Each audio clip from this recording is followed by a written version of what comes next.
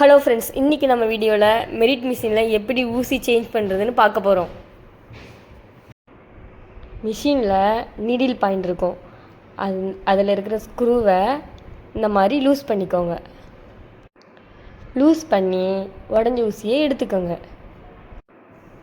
இப்போ எப்படி புது ஊசி மாற்றுறதுன்னு பார்ப்போம்.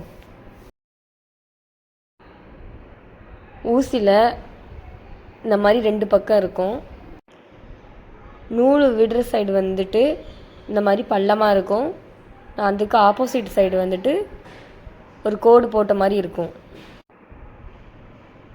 இப்போது நீங்கள் நீடில் பாயிண்டில் பள்ளமாக இருக்கிற அந்த சைடை கரெக்டாக பார்த்து மாட்டிடுங்க. ஊசி மாட்டினதுக்கப்புறம் ஸ்க்ரூவை நல்லா டைட் பண்ணிக்கோங்க.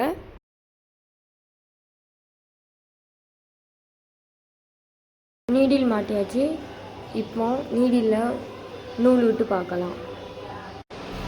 இப்போ பாருங்கள், கரெக்டாக நீடில் மாட்டிட்டோம். நூலும் கரெக்டாக நம்ம விட்டோம்.